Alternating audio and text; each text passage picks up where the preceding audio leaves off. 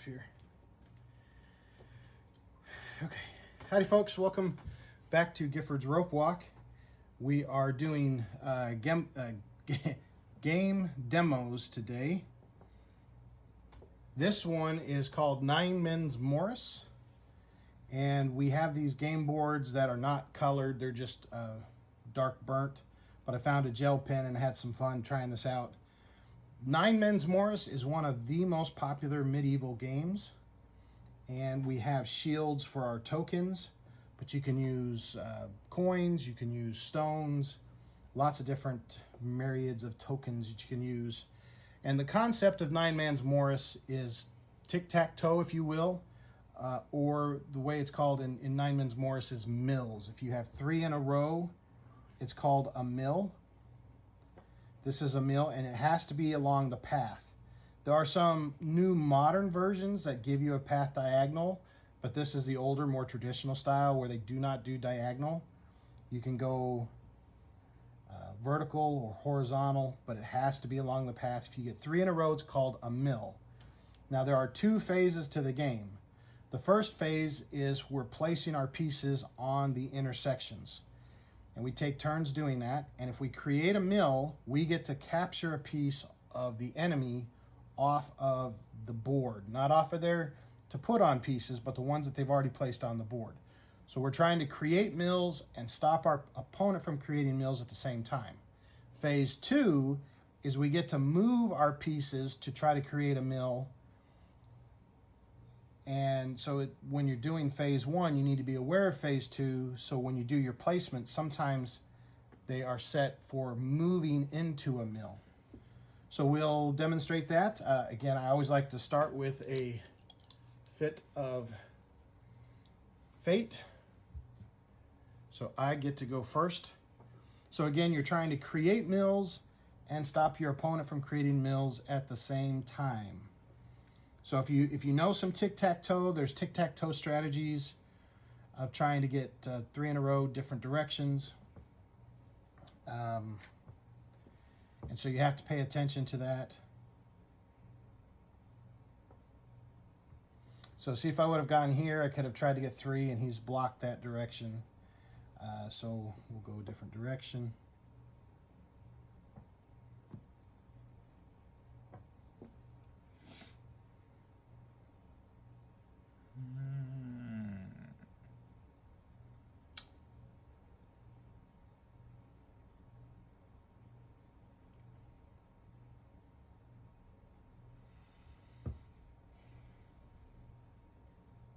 And I'm so glad he missed it, because if he would have gone here, he could have had a mill one of two ways, and I wouldn't have been able to stop him. How? If you would have gone here, if I would have gone here or here, you would have gotten one. Oh, yeah. This is what I was trying to do over here, but you got it over here. I just missed it because I was not paying attention. All right, your turn. Whew. Thank you for missing it. Mm-hmm. Being gentle and kind with me.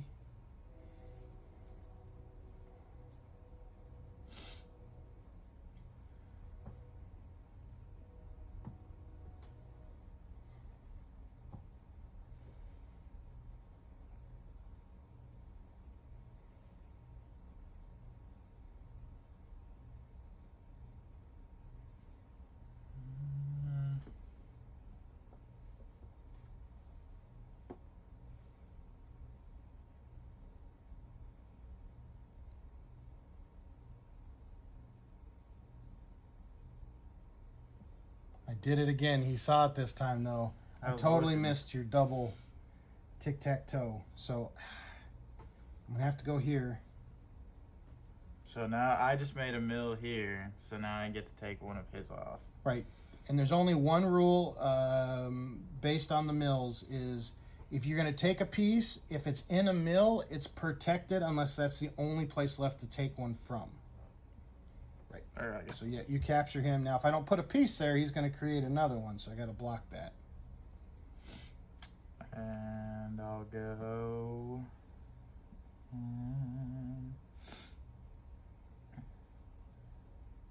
I'll look, see if you got anything set up.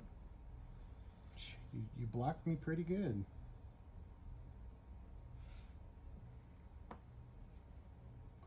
All right, so now we move into phase 2, where we try to move our pieces to create a mill.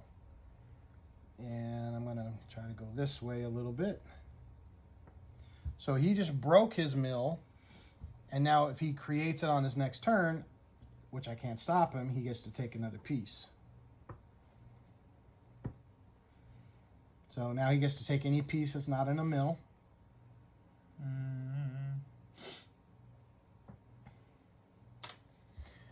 So there's a term in Nine Men's Morris that pretty much guarantees you to win the game called a hammer. If he would have taken this piece right here, there's no way for me to block him. Then every move he makes, he would be making a mill over and over and over again. And he just wins really fast. I'd say it's rare, but it's not rare. I've seen it like every 2 or 3 games where a hammer gets set up. But you have to be careful with that because it happens so quickly. I was playing just a young kid out at the Renaissance Fair, and I was like getting ready to crush him, and I gave him one leeway to try to make him, and I totally missed. He had a double. He had one here, and he moved back and forth and just hammered me. I just gave him the wrong spot. So I know he can break this mill and recreate it, so I'm going to try and stop him from breaking it. So I'll move that there, so at least he's kind of stuck. So he can't just break that and recreate it again. See if that helps me any.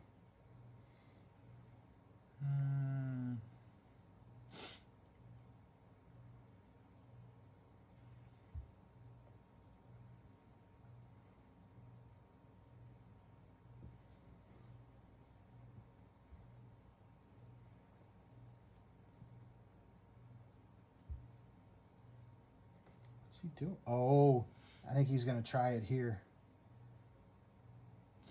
So if I maybe block him there, maybe?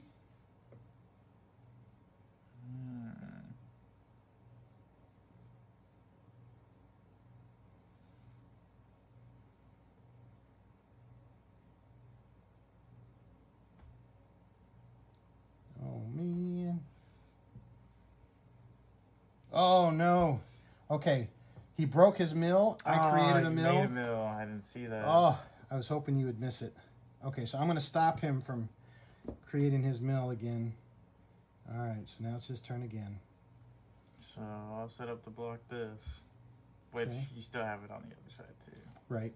Which you could have come up to here to try to recreate your mill again. And you would have created this faster then, so I wouldn't have broken mine. Because it's 1, 2. 1, 2.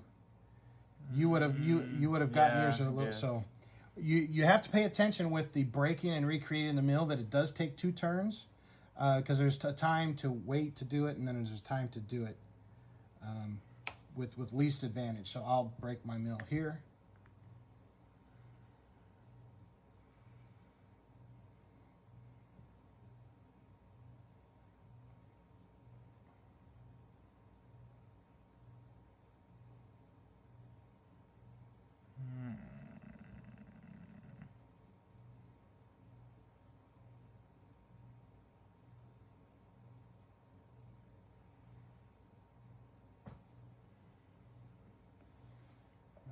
Create that one and take that guy. So now we're back even, 2 for 2.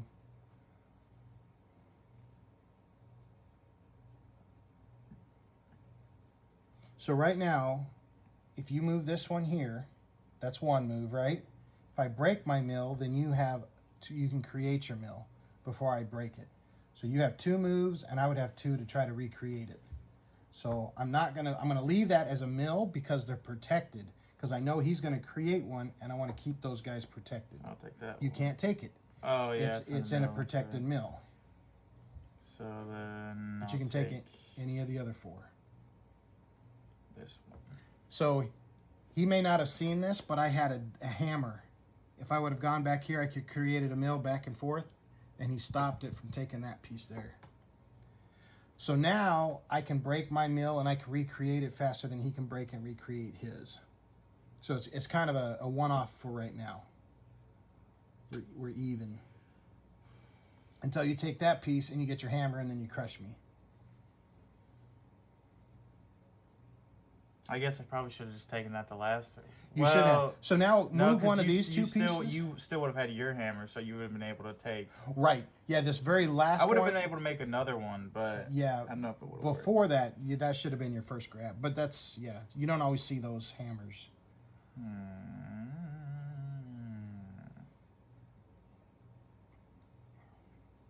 But once I create my mill, that's when you break yours to recreate yours because you can do it faster than me.